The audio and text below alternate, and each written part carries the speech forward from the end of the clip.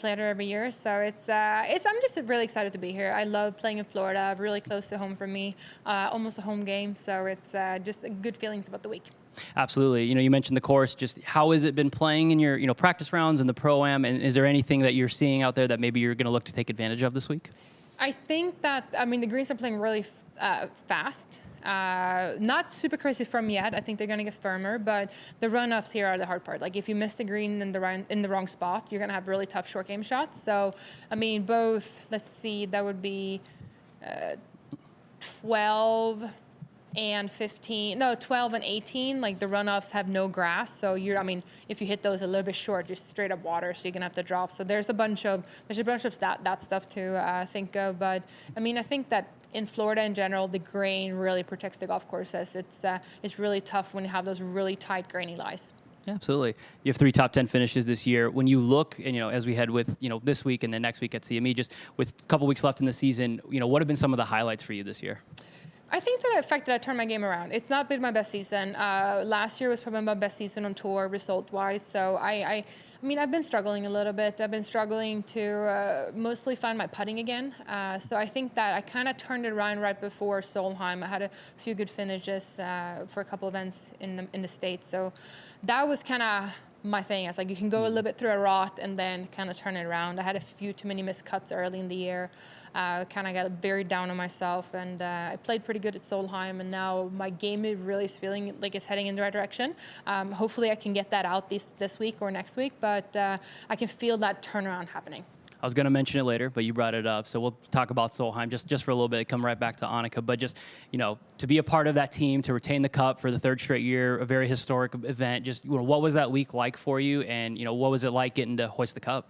It's always amazing. I think that just representing something bigger than yourself, representing Europe, is something that I dreamt about as a kid. Now done it for this is my 3rd time. It's just it changes a little bit every year, but it's such a wonderful experience. I know that being American or European, that's what we all strive to be. And being in Spain, that was my first one in Europe. It was incredible. So I had the best of time. I'm happy that we retained the cup. I actually had my best points myself, individual points of my 3 Solheims. So quite happy with my performance, but I'm still excited for more. Absolutely. We got 2024 to look forward to. Absolutely. I'm ready for that one. Yeah. So coming back here to the ANNIKA, I know as a Swede, ANNIKA's a household name. Just do you remember your first interaction with her, first time meeting her? And then, how was the relationship between you two grow? I know you played Dow together in 2022. So how did that come to be? What was that like? Just, for lack of a better word, just kind of take us through your, relationship with ANNIKA.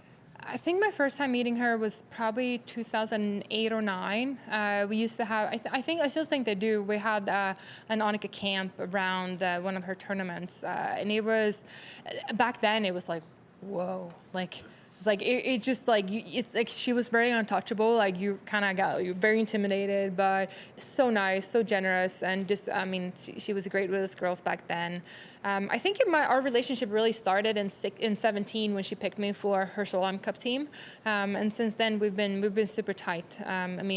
I do consider me one of her friends nowadays, and I got to play with her today in the Pro-Am, and it's just nice. They have a lovely family. I'm close with the kids, and we spend a lot of time with them. So it's just really nice for me to both.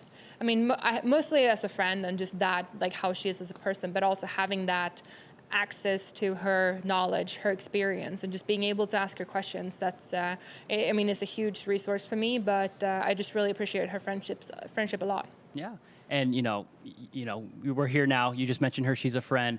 Is the first namesake for the LPGA, or it's, one of the first namesakes for the LPGA Tour. Just as her friend, how surreal is it to kind of see her name? It's on the backdrop behind you. It's on your mic. Just, how exciting is it to, have ANNIKA's name everywhere, and just how much she's done for the women's golf?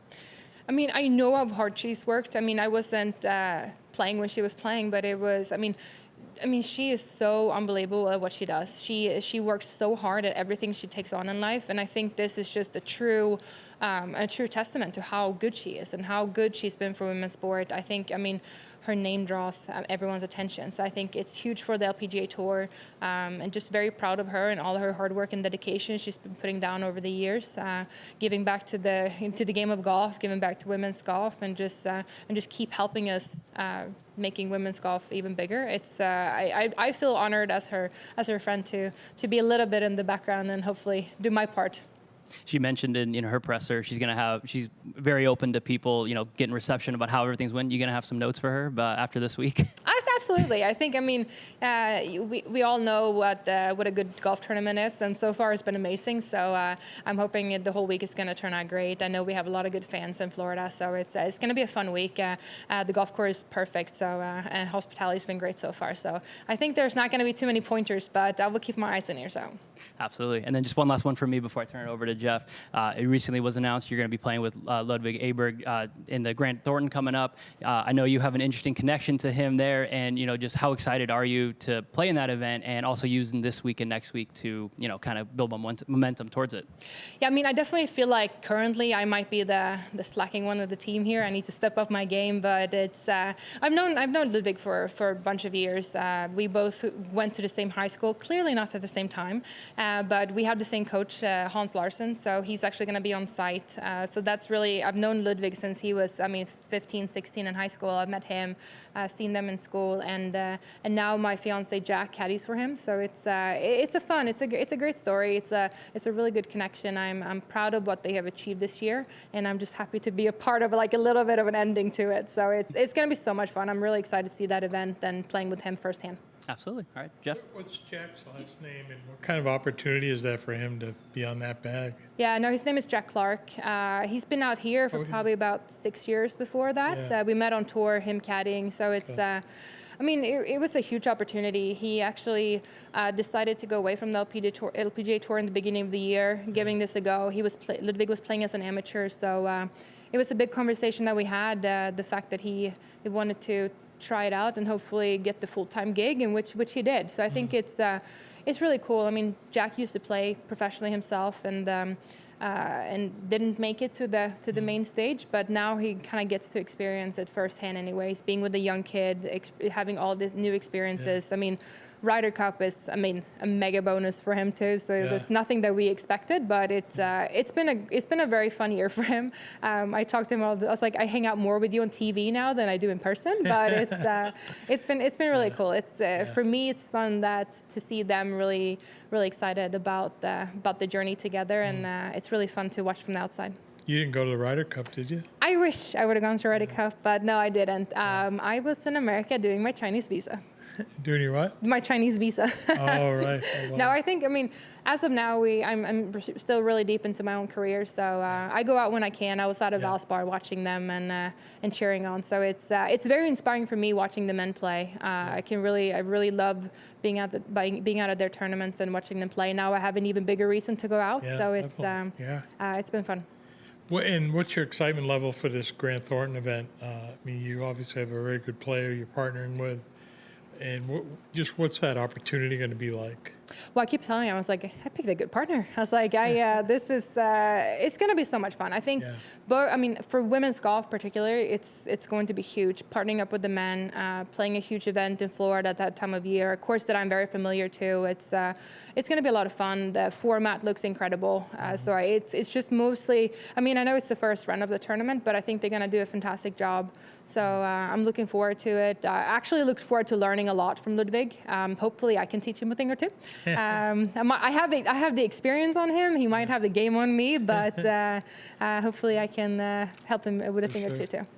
We're going to ask you, you also share, your coach teaches Louise, I guess. Yes. Is that right? What's your exposure to her game? Have you seen her play much? Or? I haven't actually seen her play too much. No, the same thing as with Ludwig. I've seen both of them kind of go through high school. I go back to high school a lot to practice with them, and I do all my normal indoor practice over there. Go there in the summer. I've seen a fair bit of all those kids a lot, but not too familiar now. I hate to say it, but I'm quite a lot older than all these youngsters coming up. We all are. Don't worry.